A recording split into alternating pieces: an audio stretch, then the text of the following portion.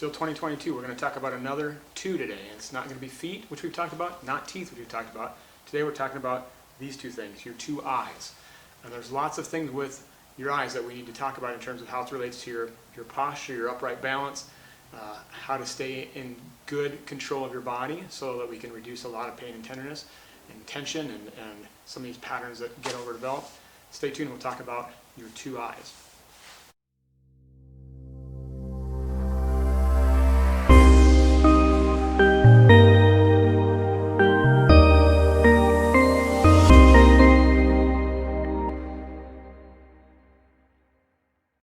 All right, it's not a stretch to know that we have two eyes, right? There's a right one and a left one. And it's pretty common to know that if you got one eye that's working harder than the other or strained more than the other or can't see as well as the other, that becomes a problem for seeing things. And that's an important thing of what your eyes do. But in fact, your eyes have two main jobs. They got more jobs than that, but two main ones I'm going to talk about today. One is that focal vision, the things about can you see clearly, like this eye chart behind us. Can you use your eyes to see clearly? Can you focus on something? It's a processing that your brain is really using to know what you're looking at. And that's a very important part of what your eyes do for us, obviously. When you go to the eye doctor, that's the main thing that we're looking at. There's also another job that your eyes have, which is less often really discussed or looked at, and that's your peripheral vision, or what we call your ambient vision. And that is more what's going on the outside, stuff that's not clear. It's ambient, it's peripheral, and it really helps us decide where things are or where I am in relationship to them. So we need to balance those two ideas when we're looking at your visual system in your eyes. One is your right and your left side balanced, but not just for focal vision, is your ambient or your peripheral vision and your focal vision balanced with each other. Normal asymmetries, which we see in humans, tends to have one eye that's favored for focal vision and one eye that's favored for ambient vision. Now, whether we develop that because of our pattern asymmetries and say, I like my right side, so I want my right peripheral open, I'm going to use my left eye for focal activity, or whether it's the other way around, it doesn't really matter. We just know that if we've got one side that's primarily focal, left, and one eye that's more peripheral, right, we're going to use that visual system to know what's in front of me on the left side and where I am on the right side. And that can be a driver for people who have a hard time maintaining neutrality or balance when you get up on your feet. So when we look at people's visual system, we're looking not only at their clarity, their focal vision, but we're trying to balance the demands between peripheral and focal activities. Okay? Now, with your focal vision, there's a couple of skills that you really need to make sure that you can do.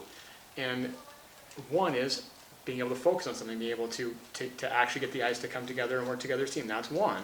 That's a process called eye teaming. That's one thing. The other thing that we need to be able to do is accommodate. And what accommodation is the ability to take your eyes, focus on something close, and then look up and focus at something at distance, and then come back in and focus on something that's close. We have to do that a lot in school or when you're in an environment where you might be looking at something up close and then have to look far away. And the ability to accommodate and converge your eyes together to look at something up close, diverge and look at something at distance, and still stay focal is a challenging skill, while at the same time making sure we're aware of what's going on with peripheral vision around us. So if people are struggling with skills of either getting your eyes to work together, we need to make sure that focally they can work together, and how can we balance your ability to utilize your peripheral system? That is a challenge. Sometimes we can do that through intentionality and exercise and trying to be aware of more peripheral on one side. Usually the left is the one that gets utilized less for peripheral vision than the right for lots of reasons. Or do we need to actually work with an eye doctor to actually, hey, can you see well enough? Right? There's two main challenges for people that have a difficulty with focal vision. So imagine that, two things, right? One is people that are too good at focusing. They maybe have 20/15 vision or 20/10 vision, and they can focus really, really well. Their body's good at coming together, being tight, and being focal. It's not a bad thing, but if it's at the expense of being able to relax and let go, that becomes a problem. So I see a lot of people that have too much, they're too good at focal vision, whether it's been because of surgery or they're just gifted that way. People who can see really, really well sometimes have a problem because they're not using the second part of their visual system, their ambient or peripheral system as well, because they're too good at their focal system. The other people are people that are challenged to see. They don't see well at all, and they're working too hard to focus.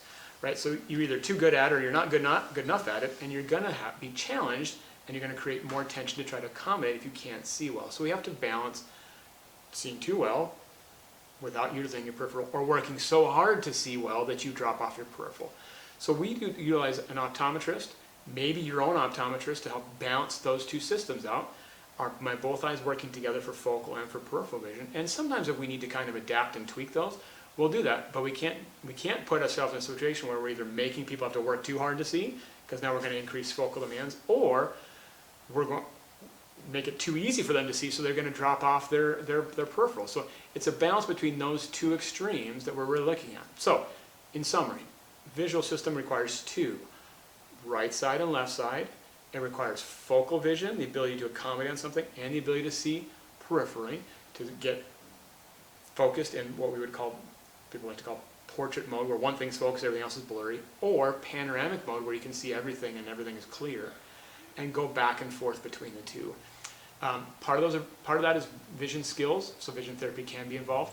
But if you have a body that's demanding that out of your visual system, until you get your body in a good position, vision therapy may struggle to get you better if those two things are challenged. So while people are doing PRI programs or PT programs, we might challenge those two extremes of visual activities during a physical therapy exercise and see if we can get those skills down without needing to just do vision therapy skill. Now, for some people, vision therapy is absolutely necessary, and the issue is when is the right time to do it, and that's something to decide between you and your vision therapist and your PT and whoever else you may be working with. But vision and your visual system is a big thing. It requires two in lots of different ways. Hope this was helpful. If it was, let me know. If you have questions, leave me a comment.